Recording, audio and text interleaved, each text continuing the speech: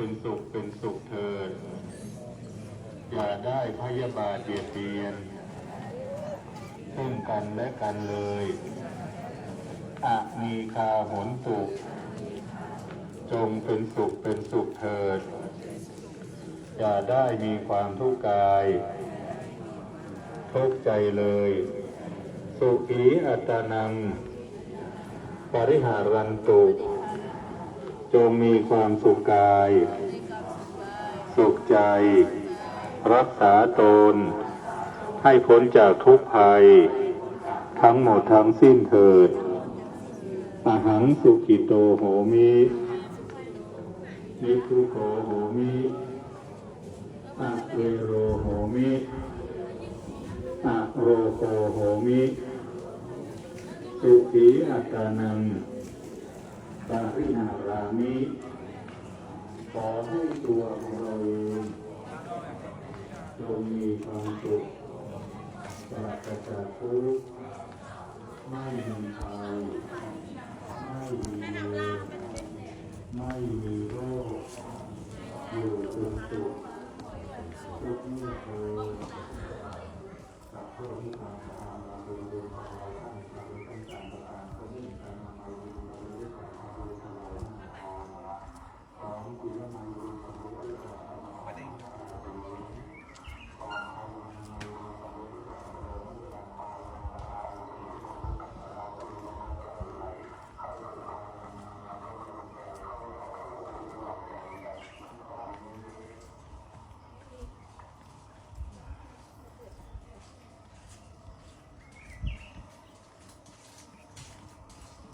จุดวิวไหวแล้วไปทำอะไร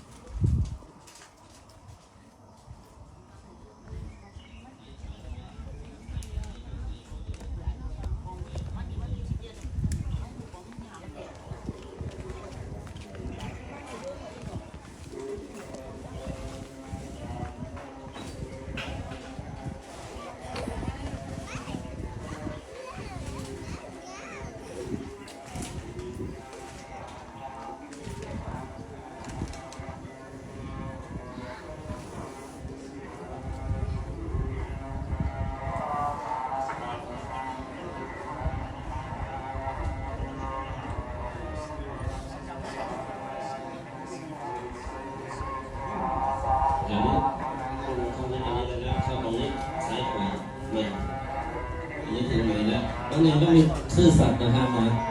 ต้องมีความซื่อสัตย์ถึงไหนก็บอกให้นั่นเข้านี่เลยเข้านี่ซ้ายขวานี่เลยวันนี้ตอนนั้นเสร็จละเข้านี่เลยแยกซ้ายขวาไปเลยซ้ายขวาไปเลยขาดก็บอกรับคนละซองเท่านั้นนะครับ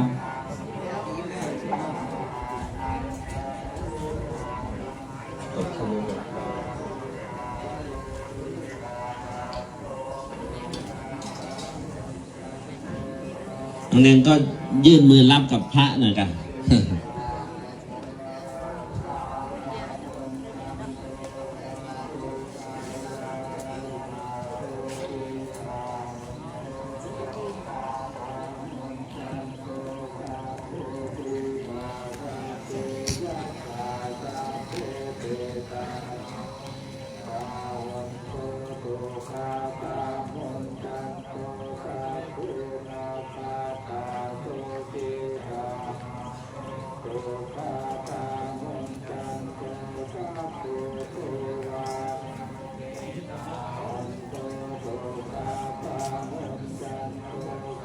เดี๋ยวค่อยดูเดี๋ยว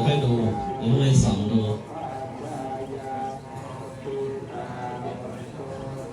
แผ่เมตตาไปใครที่รับได้แล้วก็แผ่เมตตา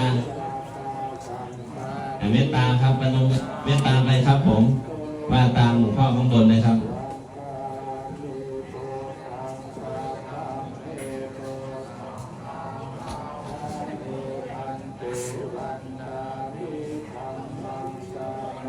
นั่นแก๊สเอาให้ตุลุง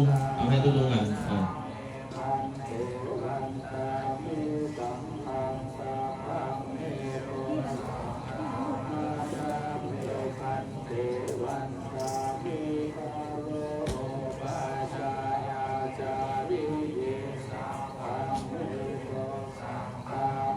ไฟ ฝั่งนี้ใครยังไม่ได้มีเลยบ้างไหม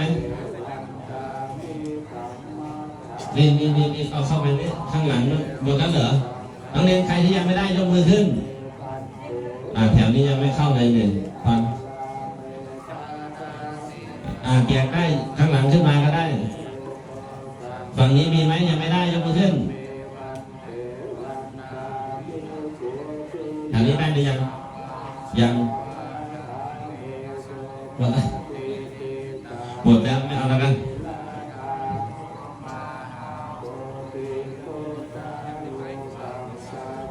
เป็นมาข้างหน้านี้เป็นมาข้างหน้านี้แถวนี้ยังไม่ได้มาข้างหน้าที่เหลือมาข้างหน้านี้ครับ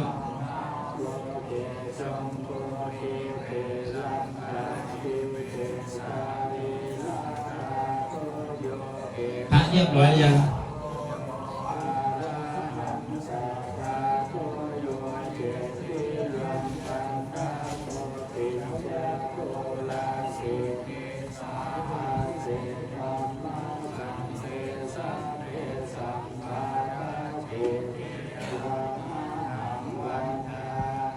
เดินเข้าไปเลยเดินเข้าไปเลยเดินเข้าไปเลย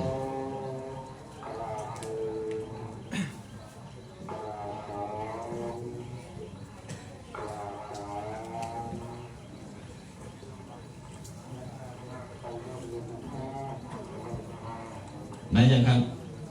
แถวนี้ก็ยังไม่ได้แต่เขาแกะมาจากข้างหลังแถวนี้ได้ยังได้แล้ว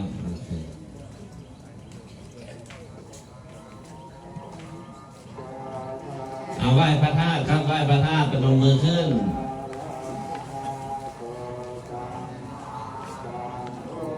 ยังอันนี้ยังไม่ถึงแถวนี้ยังไม่ได้แถวนี้ยังไม่ได้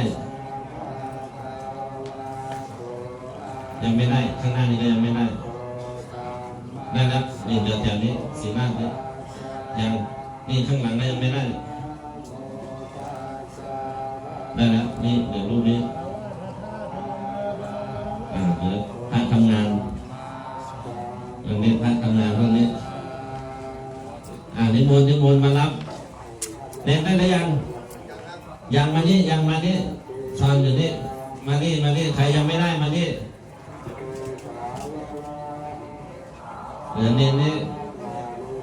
ตุลุงยังไม่ได้หมดหรือยังครับทางนี้หมดแล้วนะครับตุลุงยังไม่ได้ผมก็ยังไม่ได้ใครจะเอาอีก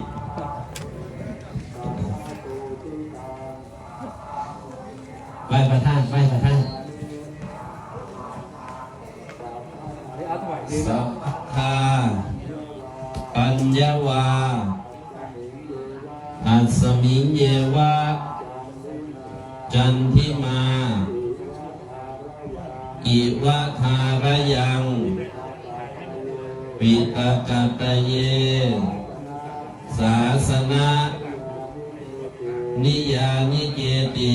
ตุลุงอย่าพึ่งออกไปนะครับอย่าพึ่งไปรับบาตรนะครับอย่าพึ่งออกไปนะครับขอความร่วมมือด้วยอย่าพึ่งออกไปนะครับเราเป็นระเบียบหน่อยอะระหังสัทธาโสปานัง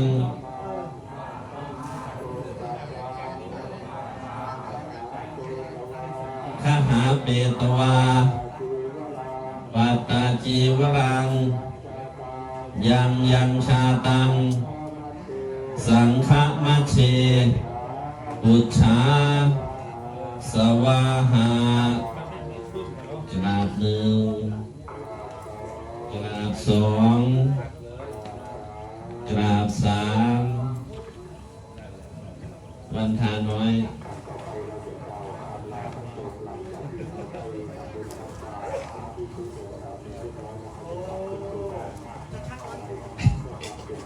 ขนาดนี้ไม่ชัดเลยนะ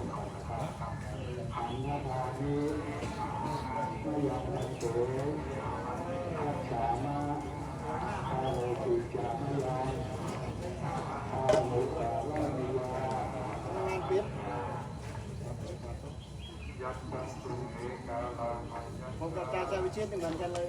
ต้องพบร้องไห้อยู่ไม่ยิ้มเลย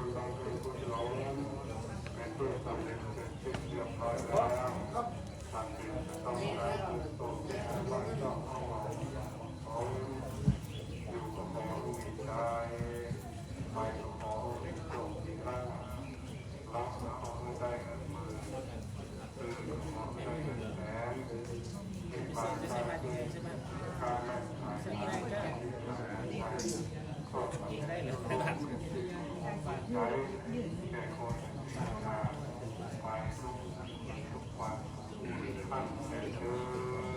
าธุ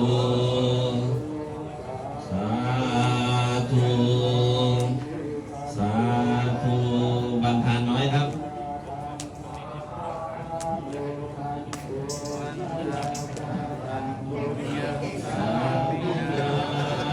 โมทิตาพังสา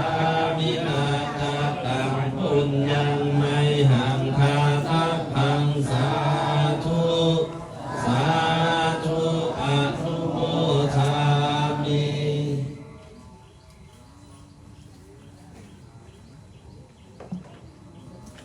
สาธุนักเรียนฝั่งนั้นลุกขึ้นเลยฝั่งนี้มีบาทแถวนี้3แถวนี้ลุกขึ้นนักเรียน3แถวนี้ลุกขึ้นเลยเอาซองใส่ในย่ามนะนักเรียนเก็บซองไว้ในกระเป๋าให้เรียบก่อนเดี๋ยวจะเพิ่มก่อนเดี๋ยวเราจะลงไปที่รถเราเลยเพราะว่าเราจะไปเมย่ากลับหมู่บ้านคุณลำพันธ์ฝั่งหน้าโบสถ์ด้วยถ้าไปฝั่งหน้าโบสถ์ให้เป็นแถวอย่าเป็นแถวนะครับมารยาทนะครับญาติโยมถ้าไหนไม่เรียบร้อยก็ไม่ต้องใส่นะใส่ให้เรียบร้อยท่านให้รู้ที่เป็นสามนะครับพักไปเลยนะครับต้องไปนี้ท่านพยายามเข้าทุนเลยรู้เลยตามพยายามไปตอนนี้อย่าไปเข้าเนี่ยตามพยายามไปครับตามพยายามไปเอายืนขึ้นเลยนะครับยืนขึ้นแล้วต่อยแถวกันเพื่อความเป็นระเบียบนะเข้าเลย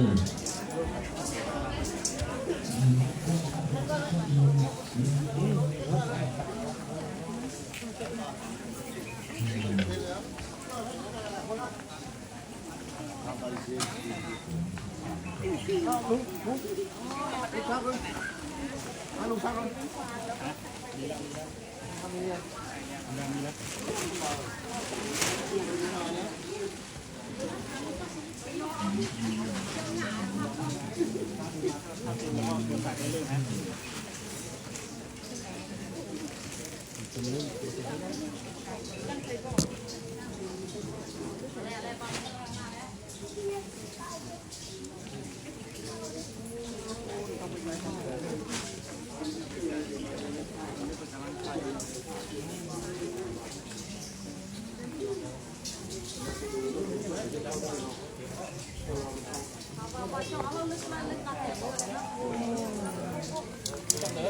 ยืนประจำที่นี่เลย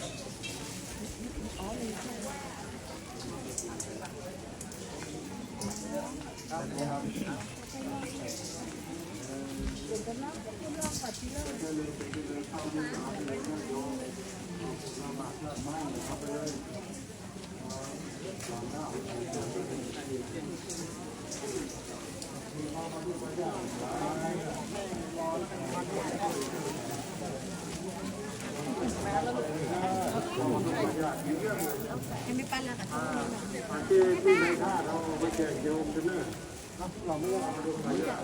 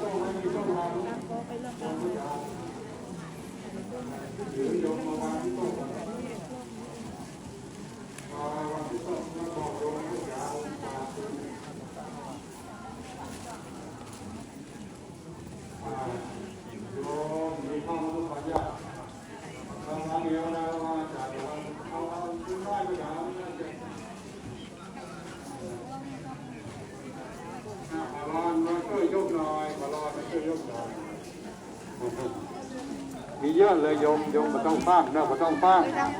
มันมีเพื่อนเสนอนะคน ในรับติดพัน ได้ไม่ได้เนาะทีนี้ไปเลยเนี่ยว างข้างนอกวางข้างนอกวางข้างนอกเอาวางนอกกับที่โยมพวกเราง่ายๆนะ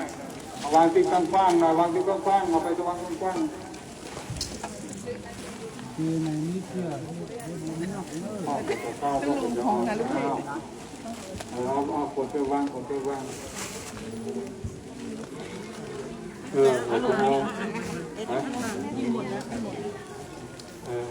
มีในพระธาตุสำนัก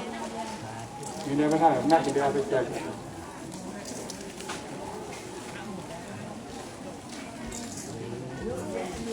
เยอะเลยพระเจ้านั่งกันคนโยมที่เขาของพระ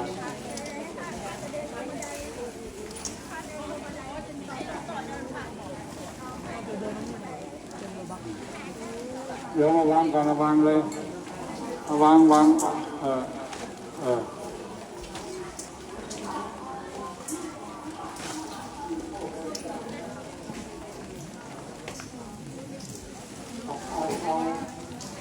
าเข้าออกของเราเอาเข้าออกของเรา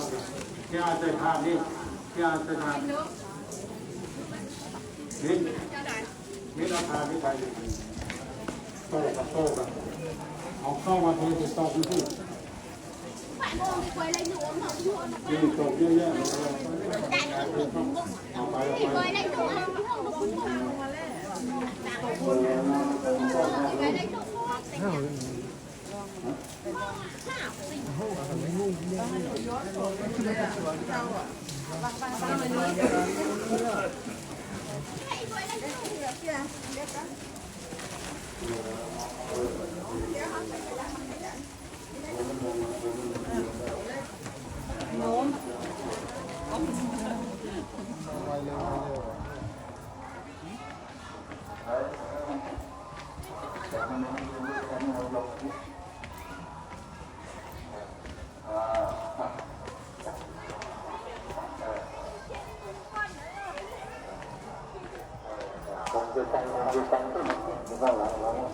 มันแยกกินข้าวแบบกับข้าวเฮ้ย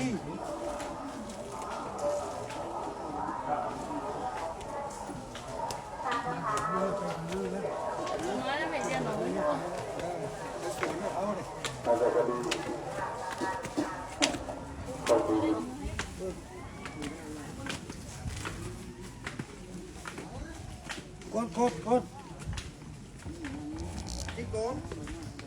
จิ๊กโก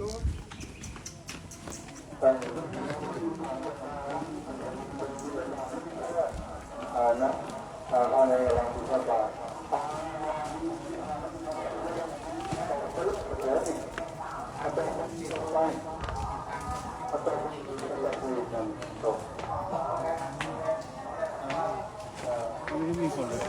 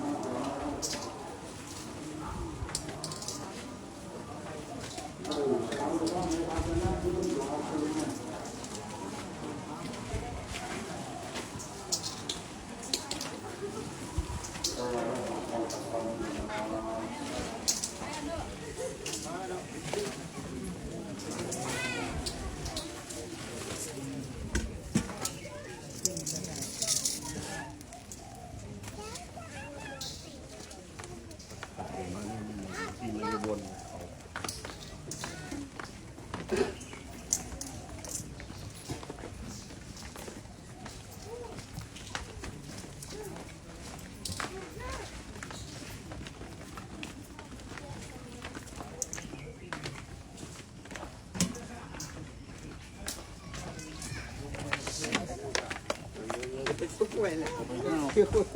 จะไปห้าว เยอะใส่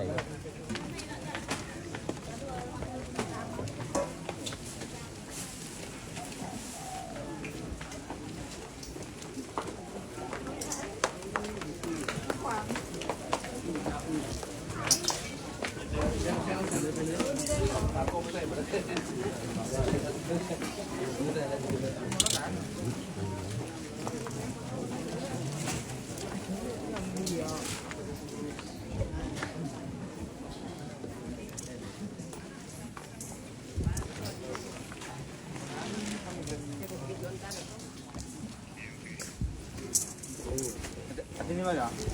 Ini bau.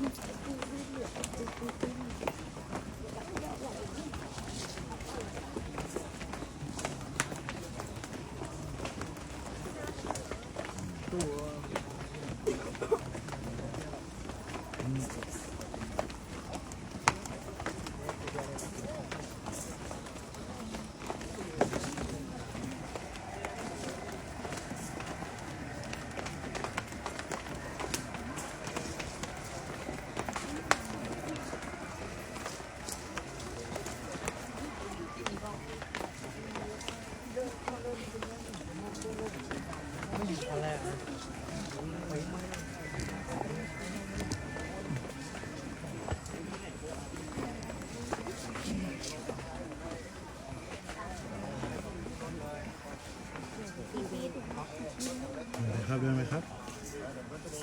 ครับหลบครับ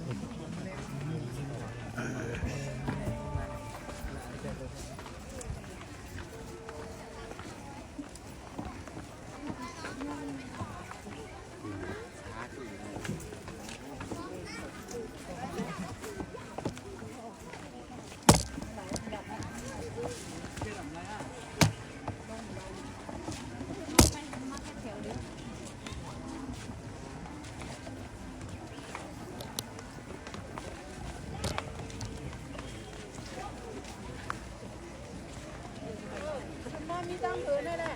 มาปักขึ้นไปตั้งเหนือนี่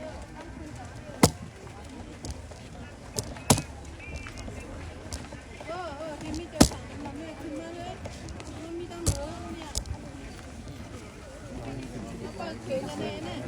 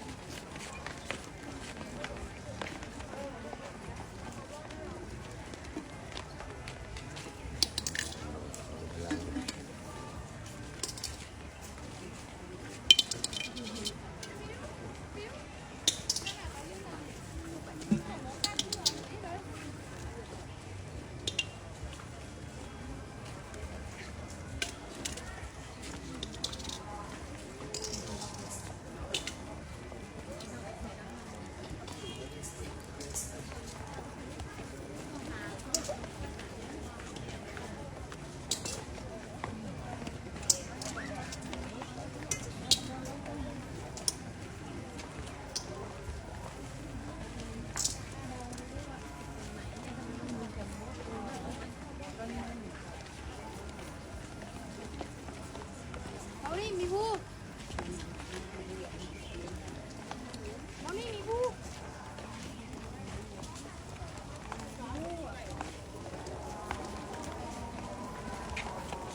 ไปอยู่ตรงนู้นเรียกอะไรเนี่ย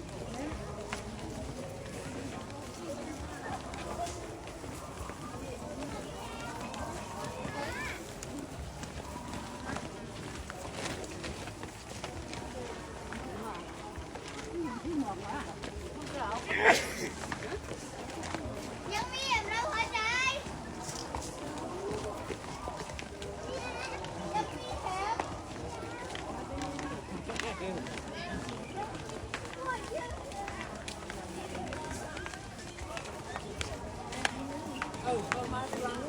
มาเลยถึงบ้านเหนือเนี่ยชิคเหนือเนี่ยมา